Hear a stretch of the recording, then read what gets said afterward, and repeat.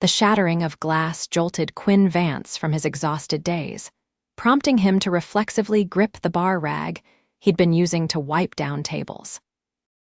Working the late shift at Harbor Lights Grill wasn't glamorous, but the extra dollars per hour made a critical difference when you were raising an 8-year-old on your own.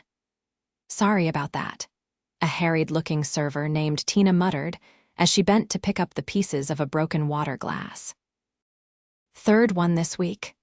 "Don't worry about it," Quinn assured her, immediately moving to help. "Let me grab the dustpan."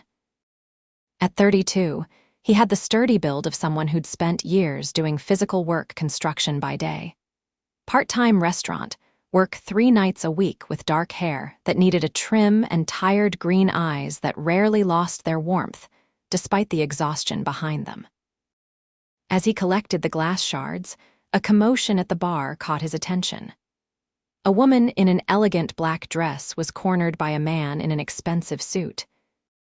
Her face wore a polite smile, but Quinn had been working service jobs long enough to recognize the body language of someone desperately looking for an exit. "I insist on taking you to my beach house," the man was saying, his voice carrying the slurred confidence of someone who'd never been told no. "It's only 40 minutes up the coast. We can have a nightcap with a better view than this. Establishment." "I'm afraid I have an early meeting," the woman replied, her voice calm but tight, "but thank you for dinner." Quinn normally minded his own business, but something in her expression reminded him of the trapped look his late wife Marie used to get when uncomfortable. Before he'd fully processed his decision, he was walking toward the bar, dustpan still in hand. "Miss Winters," he said with casual familiarity, though he'd never seen the woman before. "Your car service just called the restaurant line. They're waiting outside whenever you're ready." The woman's eyes, a striking amber brown, flickered with momentary confusion before understanding dawned. "Oh, thank you," she replied smoothly. "I should get going then." Her companion's face darkened. "You didn't mention a car service." "Last-minute arrangement," she said with practiced ease. "I'm sorry, Richard, but I really should go." Quinn positioned himself subtly between them, still holding the dustpan like it was the most natural thing in the world. Richard glared at him, but ultimately stepped back, allowing the woman to gather her small clutch purse.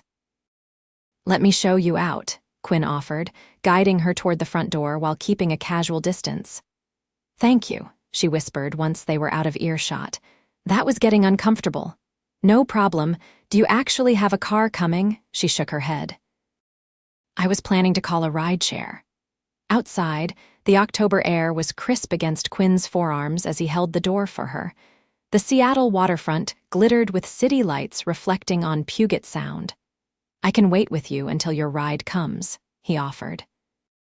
"I'd appreciate that," she said, already tapping on her phone. "I'm Paige, by the way, Paige Winters, Quinn Vance." While she ordered her ride, Quinn took a moment to really look at her.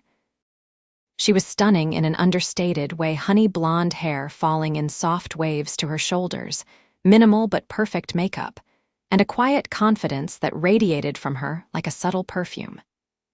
The diamond studs in her ears probably cost more than his monthly rent. 4 minutes, she said, slipping her phone back into her clutch. "I can't thank you enough for the rescue. Richard was a blind date set up by a well-meaning but clueless friend." Quinn smiled. "No problem. I've got a daughter who'll be dating someday. I hope someone would do the same for her." "How old is your daughter?" Lily's 8, all attitude and curiosity. Paige's smile softened. "That's a wonderful age. I have a nephew about that age. They're little people with big personalities." "That's exactly it," Quinn laughed. "Though some days, single parenting feels like trying to sail a ship with no crew." A flicker of interest crossed her face. "Single dad, that's admirable." Before Quinn could respond, a sleek black Audi pulled up to the curb. Paige confirmed it was her ride, then turned to him with a genuine smile. "Thanks again for coming to my rescue, Quinn Vance." He nodded. "Stay safe, Miss Winters." As the car pulled away, Quinn realized he was still holding the dustpan full of broken glass. With a self-deprecating chuckle, he headed back inside, already filing away the encounter as one of those strange, fleeting connections that sometimes happen in a city of strangers. He never expected to see Paige Winters again. The following Tuesday, Quinn was helping Lily with her science homework when his phone rang. It was Joel, the owner of Harbor Lights. "Quinn, I've got a strange request," Joel said without preamble. "Remember that woman you helped out last Friday, the blonde in the black dress?" Quinn frowned, cradling the phone between his ear and shoulder as he helped Lily tape a construction paper planet to a wire hanger. "Vaguely. What about her?" "Well, she called the restaurant asking about you, wanted to know if you'd be working this weekend." A flutter of surprise rippled through Quinn's chest. "What did you tell her?" "That I'd pass along her number if you were interested. She left her business card, too, said she wanted to thank you properly for your help." Quinn hesitated, glancing at Lily, who was now coloring Saturn with intense concentration, her tongue poking out the side of her mouth, a habit she'd inherited from her mother. "I don't know, Joel. I'm not really looking to date right now." "Who said anything about dating?" Joel sounded amused. "But for what it's worth, she showed up here this afternoon in a car that costs more than my house. Her business card says she's the CEO of Winters Tech Solutions." Quinn nearly dropped the phone. Winters Tech was one of the fastest-growing software companies in the Pacific Northwest. He'd read about them in a business magazine at his dentist's office. "Just think about it," Joel continued. "I'll text you her number." After hanging up, Quinn stared at the text message that arrived moments later, containing Paige Winters' contact information and a note from Joel. "Don't be an idiot. At least call her." "Who was that, Daddy?" Lily asked, looking up from her solar system. "Just Joel from the restaurant," Quinn replied, setting his phone aside. "How's Jupiter coming along?" But that night, after Lily was asleep, Quinn found himself Googling Paige Winters. The search results confirmed what Joel had said: she was indeed the founder and CEO of Winters Tech Solutions, a company specializing in security software that had grown exponentially over the past 5 years. At 34, she was one of the youngest female tech CEOs in the country. The photos showed her at industry events, giving keynote speeches, accepting awards, always poised, always immaculate. It was hard to reconcile this powerful business figure with the woman who had needed his help to escape an uncomfortable date. Quinn closed his laptop and rubbed his eyes. What would someone like Paige Winters want with a struggling contractor who moonlighted as a busboy? The disparity in their lives was almost comical. Still, the next morning, he found himself sending a text before he could overthink it. "Hi, Paige. This is Quinn Vance from Harbor Lights. Joel gave me your number. Hope your week is going well." The response came while he was dropping Lily off at school. "Quinn, I'm so glad Joel passed along my information. I'd love to thank you properly for your help last week. Are you free for coffee sometime?" They arranged to meet that weekend at a cafe near the waterfront, a neutral, public place that Quinn could fit into his schedule between Lily's soccer game and his evening shift at the restaurant. When Saturday arrived, Quinn found himself unusually nervous as he walked into the cafe.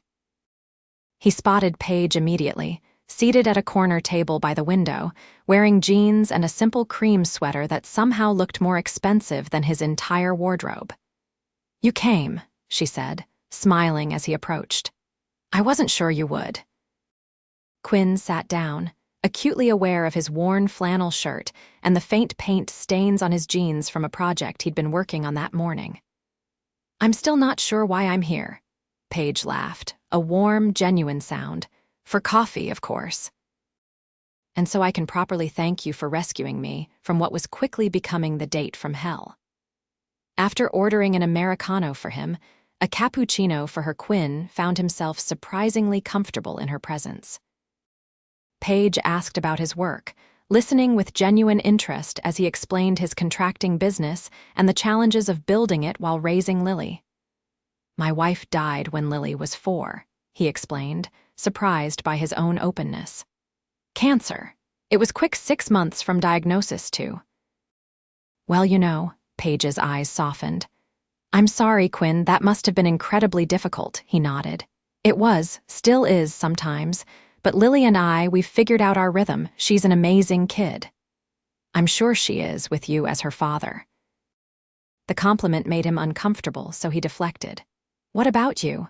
I did a little research, hope that's not creepy. You've built an impressive company. Paige smiled wryly. Is that all you found in your research? Should I have found more? Most people immediately ask about the Winters tech miracle, how I turned my brother's failing startup into a multi-million-dollar enterprise after his death. Quinn blinked. I didn't know about that. I'm sorry about your brother. It was 8 years ago. Car accident. Her fingers traced the rim of her cup. Nathan was brilliant but disorganized. When he died, the company was close to bankruptcy. I was working in finance at the time, but I stepped in to salvage what I could of his legacy. She shrugged. Turns out I had a knack for it. A knack is what I have for fixing leaky faucets, Quinn said. What you did sounds more like a superpower. That made her laugh again, and Quinn found himself enjoying the sound more than he should. Their coffee stretched into a 2-hour conversation that flowed effortlessly between serious topics and lighthearted banter. When Quinn finally checked his watch and realized he needed to pick up Lily, he was surprised by his reluctance to leave. I'd like to see you again, Paige said as they walked out together. Maybe dinner next time, Quinn hesitated. I'd like that too, but I'm a package deal. Lily comes first and my life is complicated. I understand complicated, Paige replied. And I'd like to meet Lily sometime, if that's okay. No pressure whenever you're ready. They parted with a simple goodbye, but Quinn found himself thinking about her throughout his shift that night. There was something refreshing about Paige, despite her wealth and success. She carried herself with an unpretentious warmth that had made him feel valued rather than inadequate. Over the next few weeks, they continued to meet always for coffee or lunch, always working around Quinn's packed schedule. He learned that beneath her polished exterior, Paige was thoughtful, occasionally awkward, and fiercely loyal to her small circle of friends. She learned that, despite his financial struggles, Quinn found genuine joy in creating things with his hands and raising his daughter. By their 5th meeting, Quinn realized he was falling for her, a thought that terrified him. The worlds they inhabited were light years apart. She ran board meetings in downtown high-rises, he juggled contracting jobs and picked up restaurant shifts. She lived in a waterfront penthouse. He and Lily squeezed into a modest 2-bedroom apartment in a working-class neighborhood. But Paige never seemed to notice or care about these differences. When Quinn mentioned a challenging renovation project, she asked thoughtful questions about the design process. When he had to reschedule because Lily was sick, Paige sent over homemade soup from her favorite deli. A month after their first coffee, Quinn finally agreed to introduce Paige to Lily. They met at a local park on a crisp November afternoon. Quinn watched nervously as Paige approached, carrying a small gift bag. Is that your friend, Daddy? Lily asked, bouncing slightly on her toes. At 8, she was all gangly limbs and curious energy, with her father's green eyes and her mother's dark curls. Yes, that's Miss Winters. Remember your manners, okay? Lily rolled her eyes in that perfectly dramatic way only children can manage. I'm not a baby.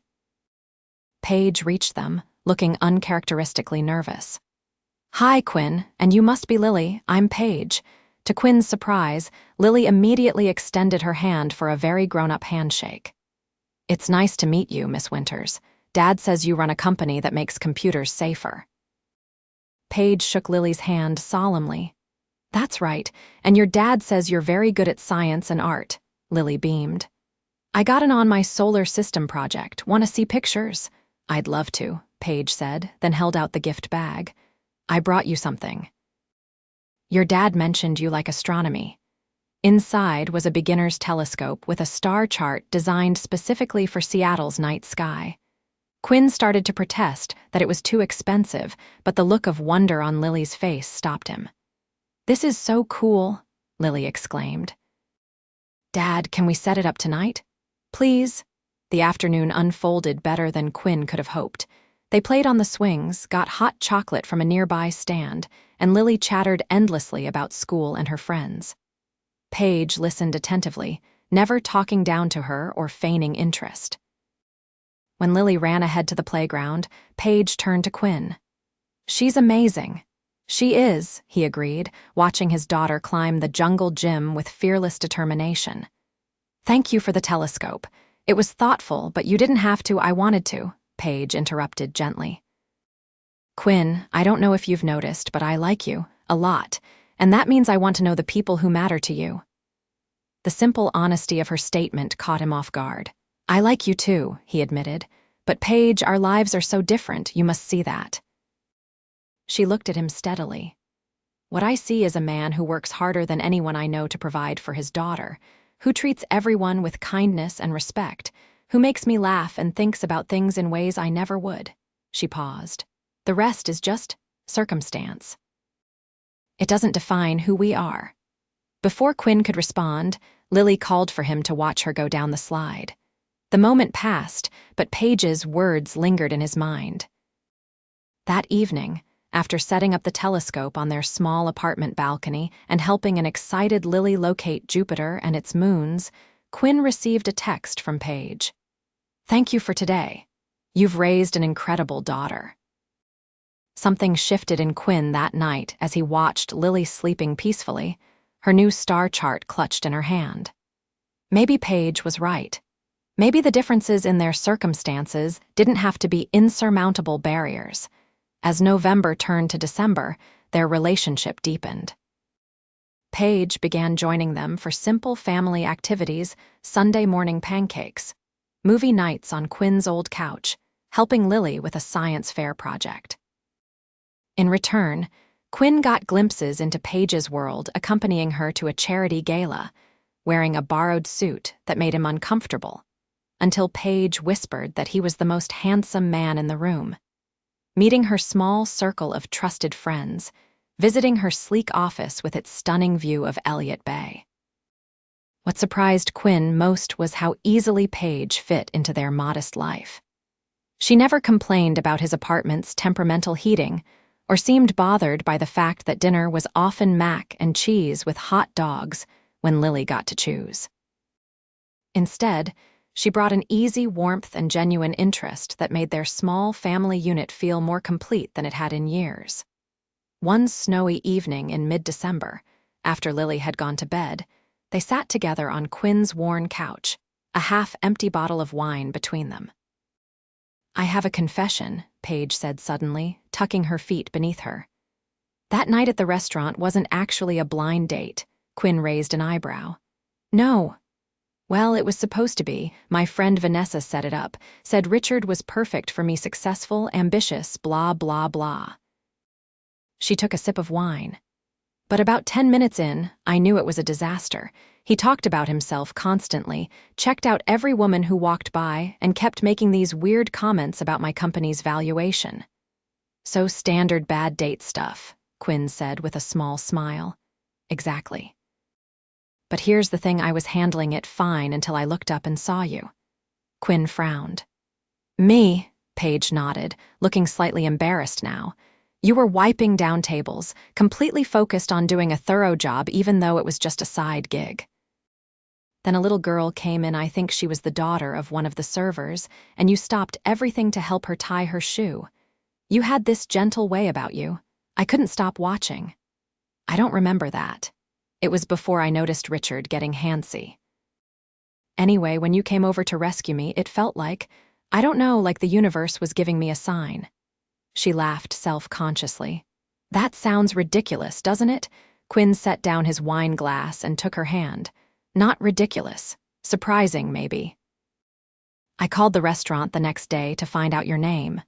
Joel was very protective until I convinced him I wasn't some crazy stalker." "So you orchestrated our entire relationship," Quinn teased. Paige's expression grew serious. "I just wanted a chance to know you." "Everything that happened after that first coffee was real, Quinn." He leaned forward and kissed her softly. "I believe you, and I'm glad you found me, even if your methods were slightly stalker-ish." She laughed against his lips, then grew serious again. There's something else I should tell you. I've been offered a major partnership deal with a European security firm. It would mean traveling to London for meetings next month. That sounds like an amazing opportunity, Quinn said, though he felt a pang at the thought of her being gone. It is, and I was hoping you and Lily might come with me, for part of the time at least. Lily will be on winter break.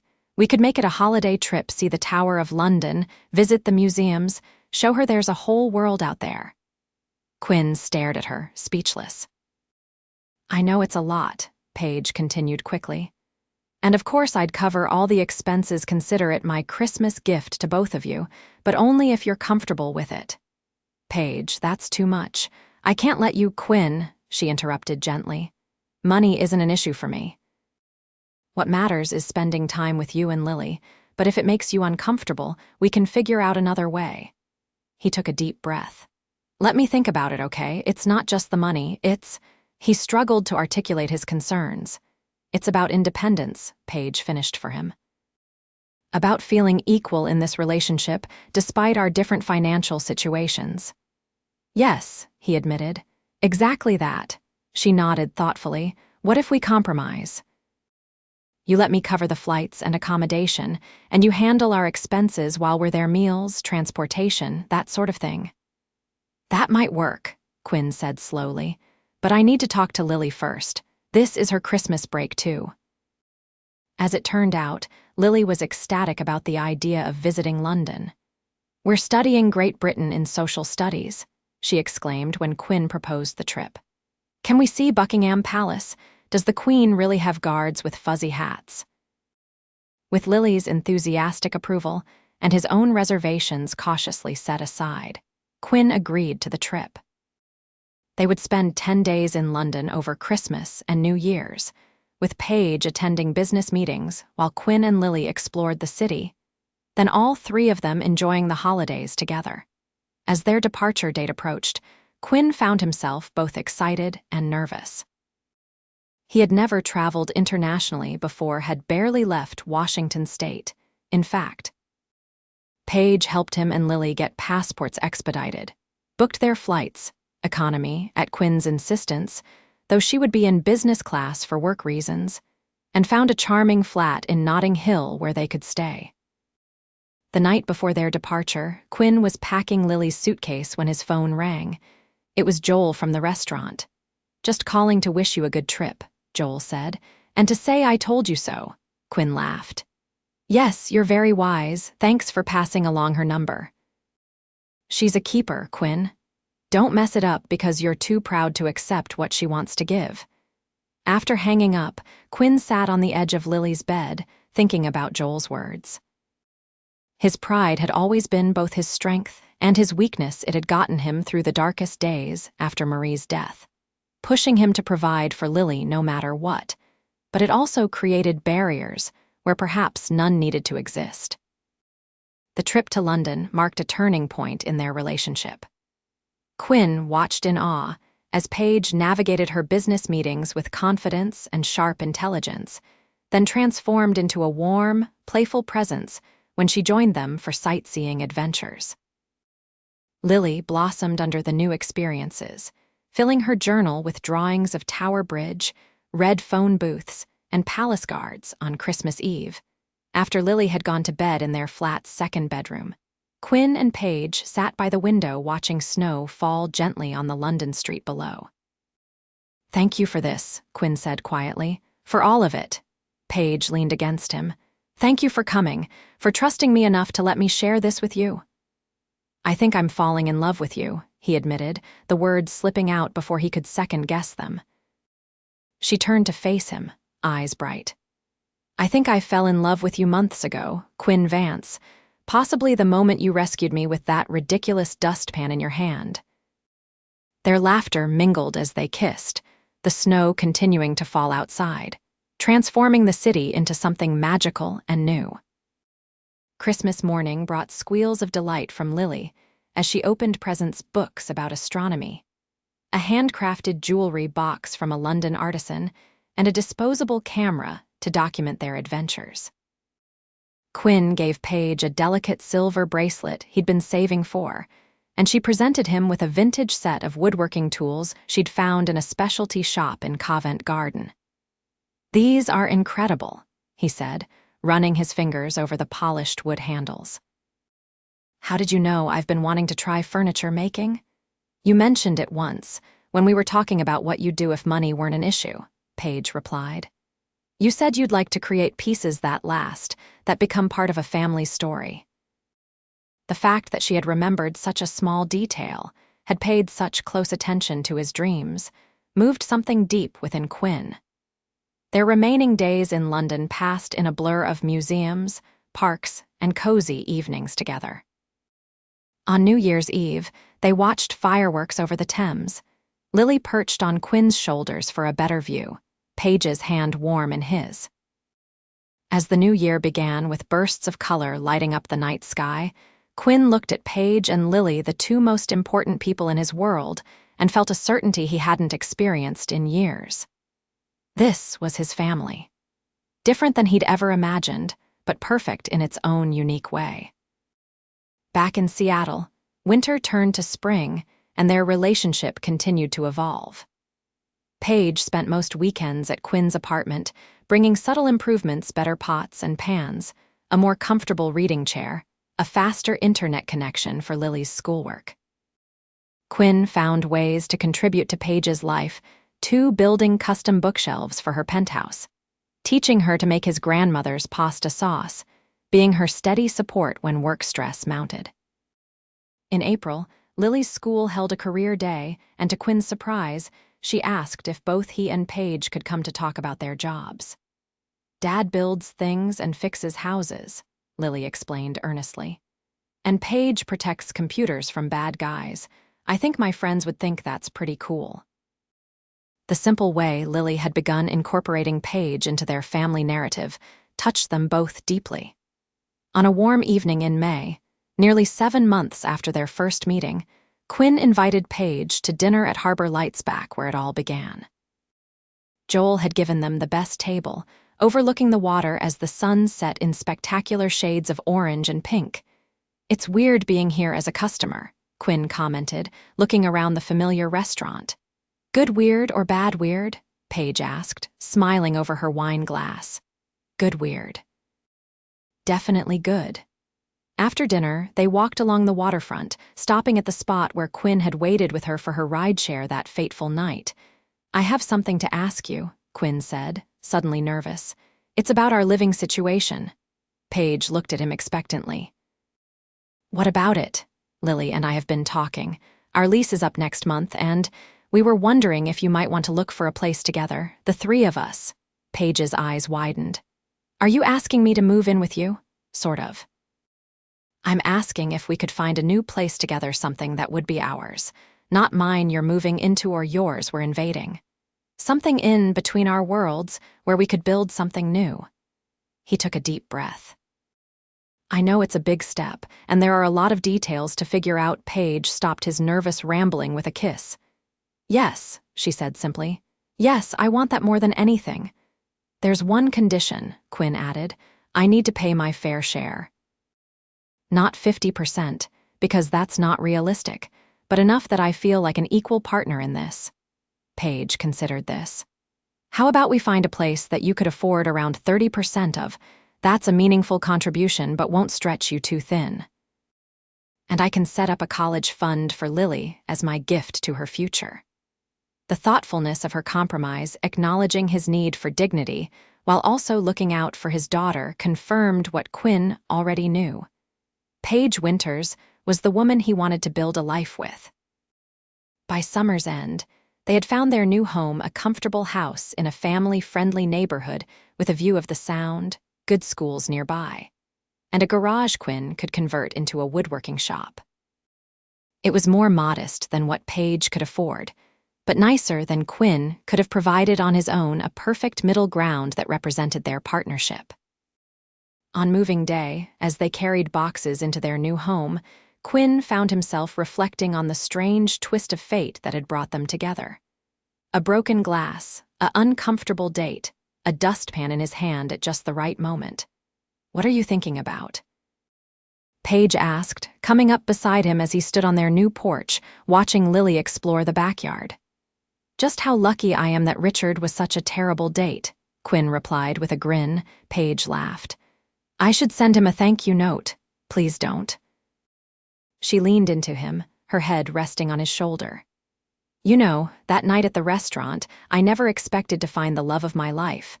I was just trying to escape an awkward situation. And I was just trying to help someone who looked uncomfortable," Quinn said. "I never imagined you'd want my heart."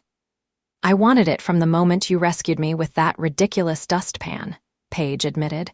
"It just took me a while to convince you to give it to me."